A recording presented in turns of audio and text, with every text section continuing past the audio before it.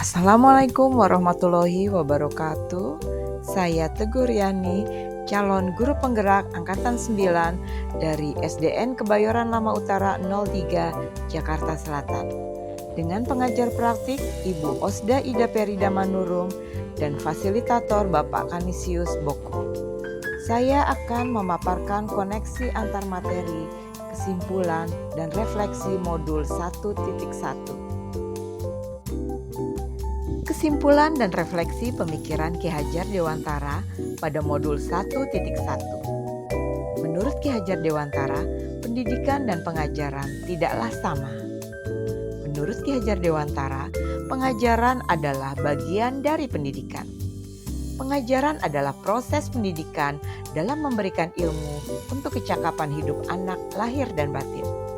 Sedangkan pendidikan pada hakikatnya adalah menuntun atau memberi tuntunan terhadap segala kodrat yang dimiliki anak agar mencapai keselamatan dan kebahagiaan setinggi-tingginya baik sebagai manusia dan sebagai anggota masyarakat.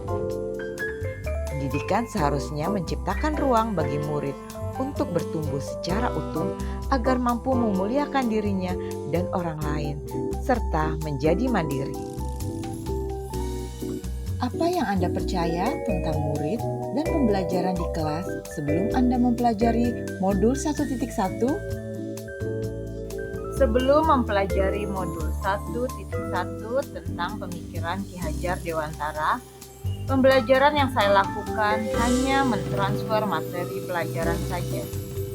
Saya menganggap ketuntasan penyampaian materi lebih penting daripada memahami karakteristik murid.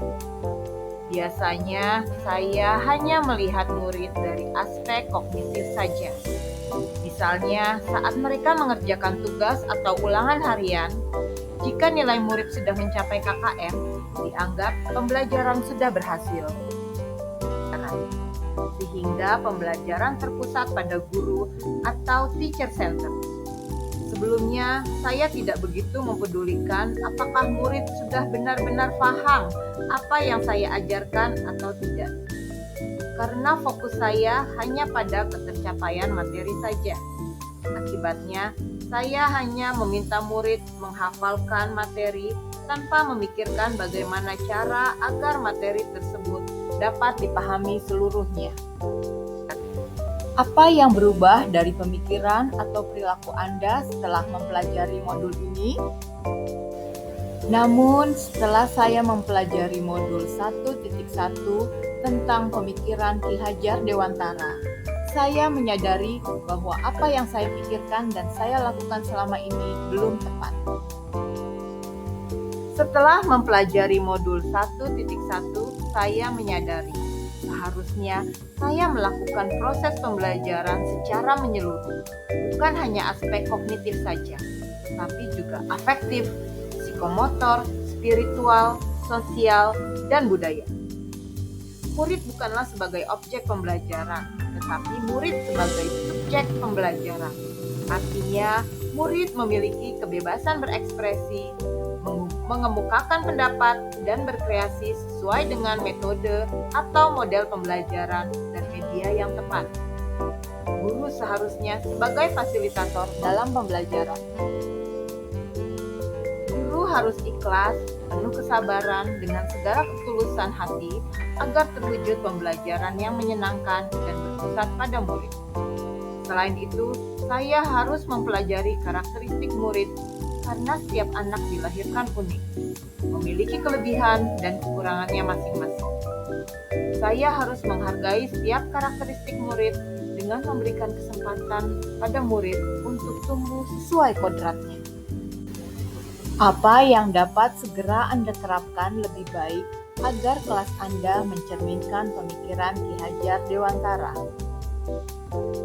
Yang dapat segera saya terapkan dalam pembelajaran di kelas antara lain, yang pertama, merancang pembelajaran yang interaktif dan menyenangkan dengan melibatkan murid, sesuai dengan metode student center.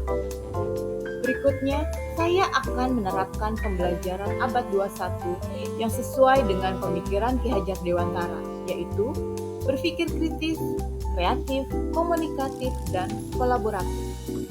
dengan berpegang teguh pada konsep memerdekakan anak. Pembelajaran tidak lagi menuntut, tetapi menuntun, karena tugas guru adalah memberikan tuntunan atau arahan yang baik kepada muridnya. Berusaha menjadi teladan yang baik dalam perkataan maupun perbuatan. Selanjutnya, mengenali karakter dan latar belakang murid dengan menjalin komunikasi yang baik.